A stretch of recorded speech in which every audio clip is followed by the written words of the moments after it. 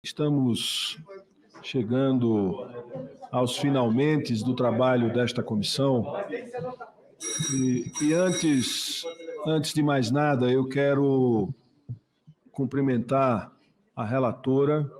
pelo trabalho dela ao longo desses 4 meses, cumprimentar Vossa Excelência pela presidência e toda a mesa que dirigiu os trabalhos da CPI, independente das posições, cumprimentar aqueles que de forma urbana, de forma ainda que veemente, respeitosa, puderam expressar as suas posições e defender os seus pontos de vista aqui nesta comissão. Isso é a base da democracia, é a base que faz o parlamento um instrumento fundamental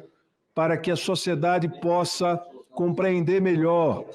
aquilo que é decidido em nome dela. Esse debate profícuo, esse debate profundo, a divergência, as posições, e aí a sociedade produz a sua reflexão sobre do que de fato levou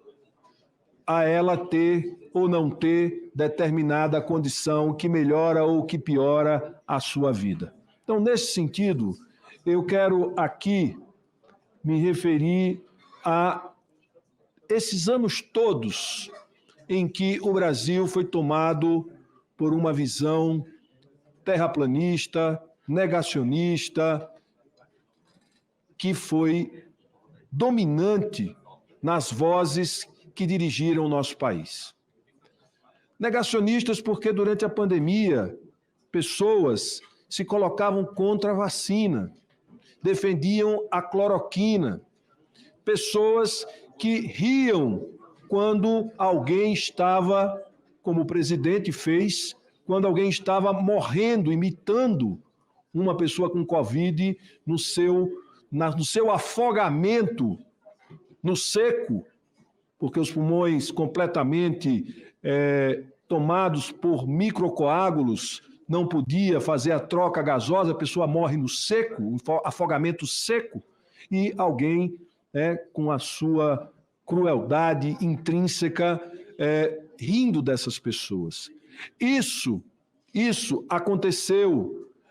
ao longo dos 4 anos. Ao longo dos 4 anos, nós vimos as tentativas todas de desmerecer o Congresso Nacional, o Supremo Tribunal, o Superior Tribunal Federal, o STF. A gente viu questionamentos sobre o funcionamento das nossas instituições e da nossa democracia. Nós também ouvimos e vimos atos que não são educativos para um país que desenvolveu o melhor sistema de votação e que é referência para o mundo, que é um sistema eletrônico, de urnas eletrônicas, que ao final do dia, numa eleição complexa, com eleição de deputado estadual, deputado federal, senador, governador, presidente da República, a gente consegue saber quem são os eleitos e quem não foi eleito. E nós tivemos questionamento dessas urnas. Esses questionamentos foram feitos e nós tivemos o envolvimento do próprio presidente em reunião com um hacker para tentar burlar essas urnas, para desmerecer, para desqualificar, para gerar a dúvida na população, caso o resultado da eleição fosse desfavorável. Mas, felizmente, não conseguiram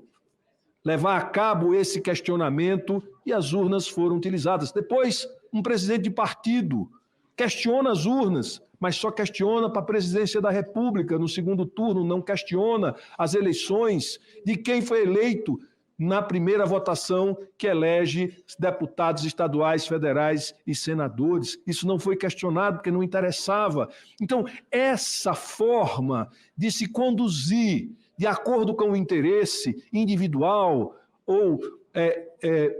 particular deste ou daquele partido não dialoga com o sentido de uma nação democrática que tem que levar em consideração a posição de todos os brasileiros ou da maioria dos brasileiros. Nós vimos, então, senhora relatora, que ao longo do processo a gente foi vendo que o presidente da República esteve envolvido. A gente viu pela delação do Mauro Cid, que disse claramente na sua delação que o presidente participou de todas as reuniões com militares do primeiro escalão, do segundo escalão, ou seja, da cúpula do Exército, da Marinha, da Aeronáutica, e trataram literalmente de dar um golpe de Estado. E obviamente que esse golpe de Estado ele não aconteceu por vários motivos, porque não tinha apoio internacional, porque não tinham confiança, talvez, no próprio líder, que seria o presidente, que participava das discussões de um golpe de Estado,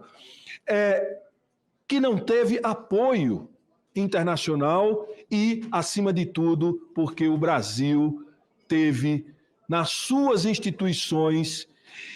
na imprensa,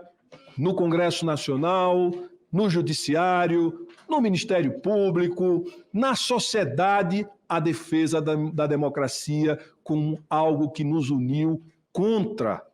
essa sanha autoritária e golpista que tomou conta do Brasil. Depois das eleições, nós vimos ser orquestrado em algumas regiões do país, como fora durante a eleição, que a Polícia Rodoviária Federal obstruiu rodovias para que os eleitores na região Nordeste não fossem às urnas. Nós vimos a tentativa de desestabilizar o país com bloqueios de rodovias para estabelecer o caos e fazer o que alguns membros do alto escalão do Exército queria, que era que o Exército, e que alguns pensadores que aqui defenderam um papel moderador para o Exército, como se o Exército pudesse estar acima dos poderes constitucionais, que só são 3, o Executivo, o Legislativo e o Judiciário, pudesse estar acima como moderador para dizer se pode ou não pode ter uma intervenção e um estado de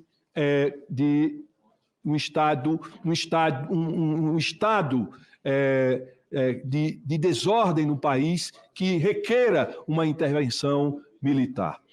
Veja, mas isso também teve financiamento. E estamos diante de uma pessoa que, obviamente, que não vai falar aqui, mas a gente tem já todos os relatos e mais de 15 caminhões, financiamento de campanha, financiamento dos acampamentos na frente dos quartéis generais. Ou seja, então, está tudo organizado. O presidente Jair Bolsonaro teve financiamento, teve os mentores, que é parte das forças, e parte, eu estou dizendo parte porque nem todos se envolveram nisso, mas parte se envolveu do alto escalão das Forças Armadas, isso já comprovado e já delatado, então ele teve envolvimento nisso, teve envolvimento na questão das urnas para criar o caos e teve no seu entorno uma articulação política para poder gerar um movimento de instabilidade social para que pudesse facilitar a aplicação de uma medida extrema de intervenção militar, porque eles acreditavam que era possível estabelecer um golpe ou assumir o poder. Portanto, senhora relatora, eu quero finalizar esse nosso trabalho, que eu acredito que hoje deva ser a nossa última reunião. Eu quero dizer que o trabalho desta comissão deve,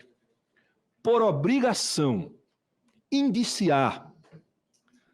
o ex-presidente Jair Messias Bolsonaro como autor, como mentor, como articulador da tentativa de golpe e corresponsável pelos atos terroristas do dia 8 de janeiro, que é frustrado, ou seja, os que se frustraram fizeram aquele ato para mais uma tentativa de gerar instabilidade. É isso, senhora relatora, meus parabéns pelo seu trabalho e muito obrigado, senhor presidente.